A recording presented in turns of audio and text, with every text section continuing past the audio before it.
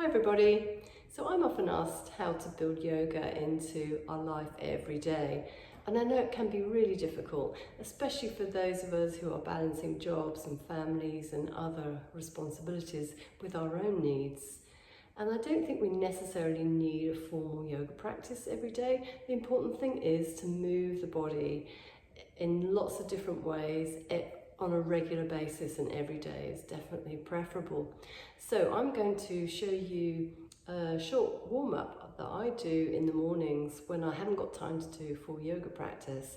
And the aim of it really is to move all parts of the body, especially first thing in the morning. It's particularly good when we've been sleeping all night.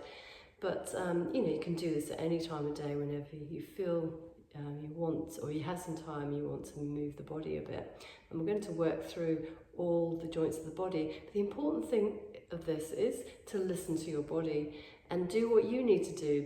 So what I'm going to show you is what works for my body, but that's going to be different to you.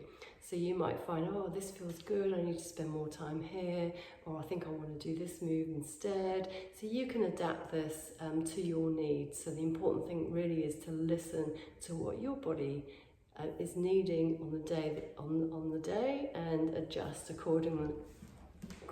So let's start, and I'm going to start in this.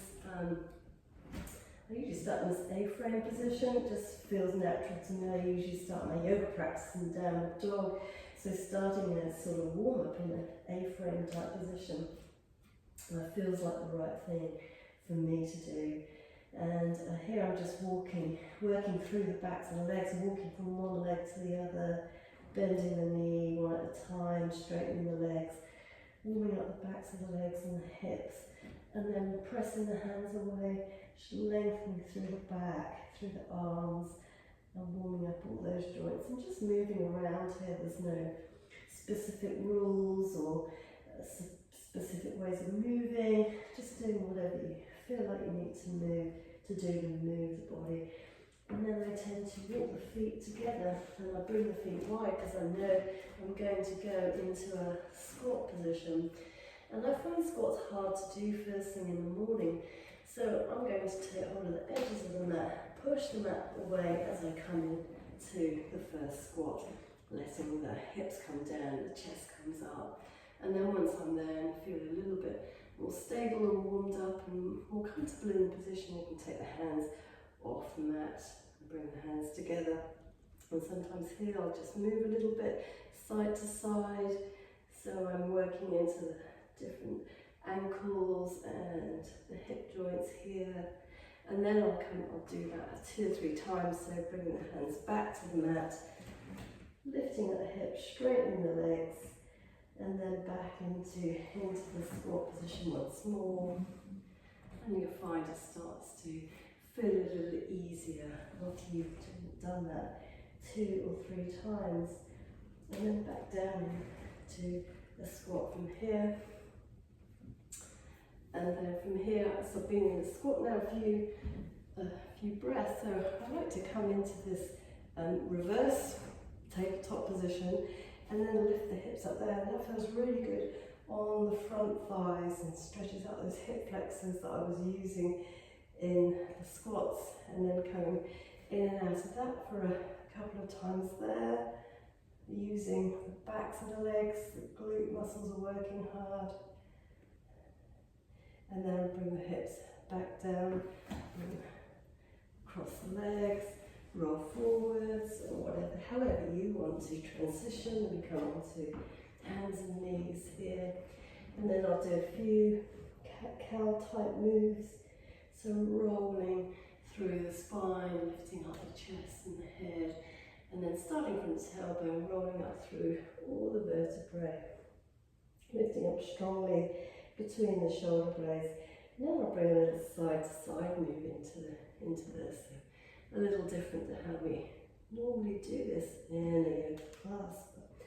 Side to side and rolling up and down, and really just moving around the whole of the back, working into the shoulders and the hips, and that feels really good, especially in the morning.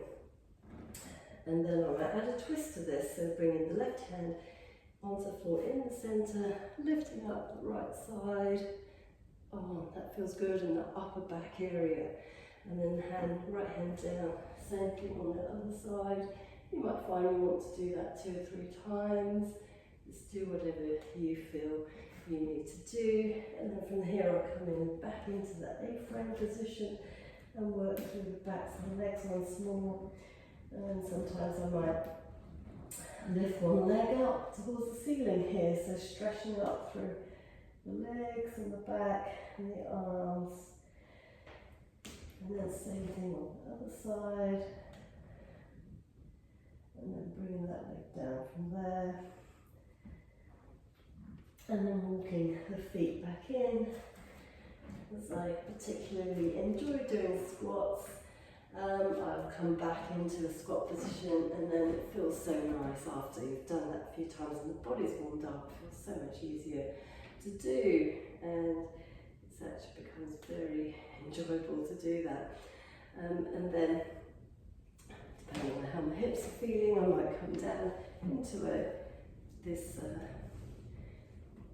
easy cross leg position and reaching forward, stretching through the hips there, side to side maybe. You might do a little twist into each side of the body here, and then back up into a standing position, through the squat, back into standing, come into upright, bring the arms down, and that might be all you have time for, and that's fine because we've worked through every joint of the body there and warmed up the whole of the body. But if you do have a little bit more time and you don't quite know what to do, then I would just do some sun salutations, and also, you know, whatever you feel like you need to do. But a few sun salutations, and after that warm up is a really good yoga practice in itself. Obviously, always followed by a minute or 2 in a Shavasana relaxation. So I hope you find that useful and enjoy your practice.